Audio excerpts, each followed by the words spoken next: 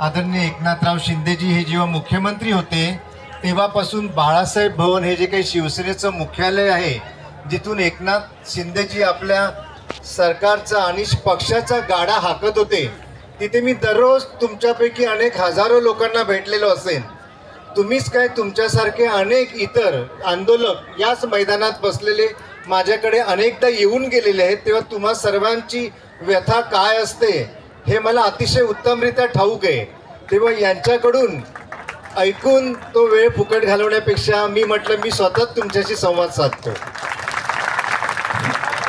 तर तुम्हाला मध्येच रोखल्याबद्दल क्षमा असं करावी तुम्ही मला। हां, बोला बोला।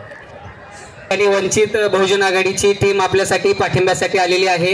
त्यांचं टाळ्याच्या गजरामध्ये एकदा स्वागत करा, सगळं सहर्ष स्वागत।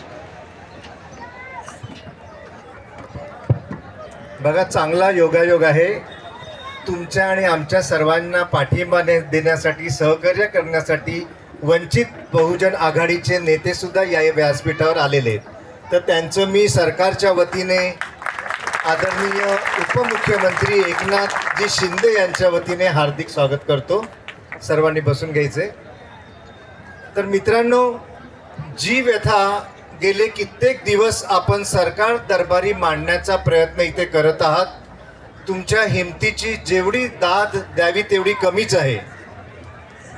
मुख्यमंत्री युवा प्रशिक्षण ही योजना जेव्हा सुरू केली मागील सरकारने, त्यावेळेस त्यांचा हेतू हाच होता की या राज्यामध्ये जे जे काही सुशिक्षित युवक आहेत आणि त्यांची या योजनेद्वारे त्या योजनेचे फायदे घेण्याची इच्छा आहे, त्यांनी या योजनेमध्ये सामील व्हायचे। सरकारतर्फे जे काही अनुदान त्यांना देण्यात येणार होतं शिक्षण घेण्याकरता, ते सरकारने सुरू केली। अतिशय चांगली योजना ही आहे आणि ही योजना भविष्यामध्ये बंद पडू नये, या योजनेद्वारे प्रशिक्षण घेतल्यानंतर त्या कंपनीमध्ये जे प्रशिक्षित विद्यार्थी असतील आणि त्यांची तिथेच काम करण्याची इच्छा असेल, त्यांच्या इच्छेला अनुसरून आणि मॅनेजमेंटच्या इच्छेला अनुसरून त्यांना तिथेच नोकरी द्यावी जावी, ही सरकारची त्यावेळचे तत्कालीन मुख्यमंत्री एकनाथ शिंदेजी यांची भावना होती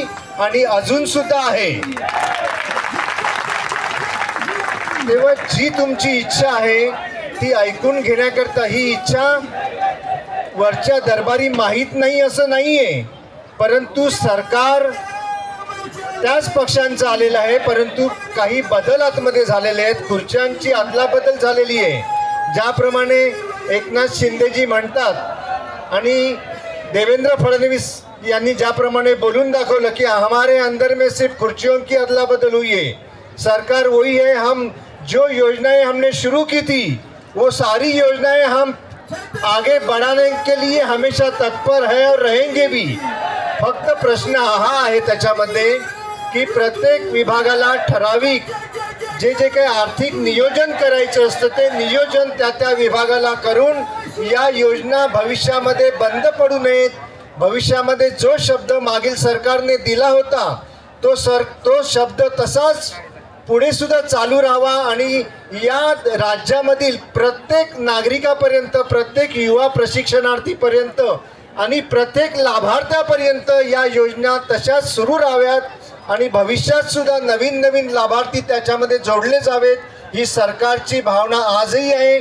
आणि याच्याकरताच त्यांनी आपलं म्हणणं पुनश्च एकदा ऐकून घेण्याकरता इथे मला पाठवलेलं आहे। तुम्हा सर्वांचा हा जोश आहे, तो जोश असाच बरकरार राहिला पाहिजे, कारण एकीचे बळ जे असतं, जोपर्यंत आपण एकत्रित आहात, एकीने लढा देत आहात, तोपर्यंत कुणीही तुम्हाला हरवू शकत नाही, हेच सांगण्याकरता मी आलेलो आहे। आणि तुमची ही जी काही इच्छा आहे ती सरकार दरबार मी आता नेऊन मांडणार आहे। उद्या याच्यावरती एकनाथ शिंदेजी यांच्याबरोबर आमची बैठक होत आहे। तुमच्यामधील काही प्रतिनिधी मला वाटतं आता विधान भवनमध्ये गेले आहेत लोढा साहेबांबरोबर बोलण्याकरता, पाटील साहेब वगैरे, तर काही हरकत नाही। जे मी पाहिलं आणि जे मी ऐकलं ते मी सर्व काही माझ्या परीने मांडण्याचा प्रयत्न करणार आहे। अनेकदा मी तुमच्याशी भेटलेलो मला आठवतंय, तुमच्यापैकी अनेक विद्यार्थी मला येऊन बाळासाहेब भवनमधून दररोज भेटून जात असतात. तुम्ही सुद्धा आहात, इतरही सुद्धा आंदोलक आहेत.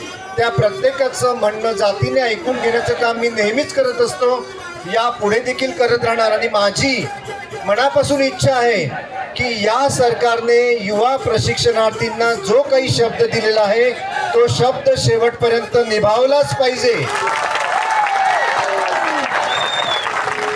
आणि कारण प्रत्येक सरकारची ती जबाबदारी असते. सरकारवरती आपण सर्वांनी विश्वास ठेवलेला आहे आणि त्या विश्वासानेच तुम्हीच काय या राज्यातील प्रत्येक नागरिकाने सरकारवरती विश्वास ठेवला आणि सरकारला प्रचंड मतदान करून जिंकून दिलेलं आहे, विजयी केलेलं आहे.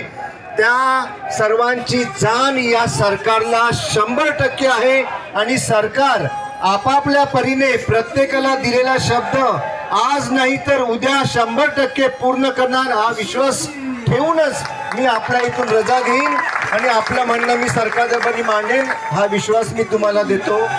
जय हिंद, जय महाराष्ट्र. महिन्याच्या नंतर तुम्ही आमच्याकडे परत येऊ नका. मग आम्ही जायचं कोणाकडं हेही त्यांनी सुचवलं असतं तर बरं झालं असतं. बघा, आदरणीय मुख्यमंत्री देवेंद्र फडणवीसजी यांनी काय सांगितलं ही गोष्ट मी इथे चर्चा करणं योग्य नाही, परंतु हे सरकार गोरगरिबांचं आहे हा शब्द सुद्धा या सर्वांनीच दिलेला आहे.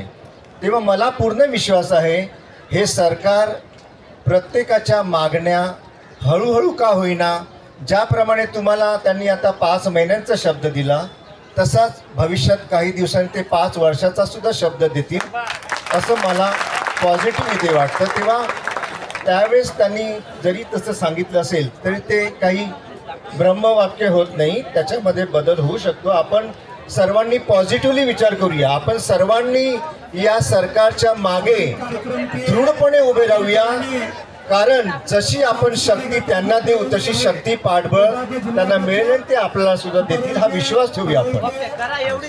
धन्यवाद.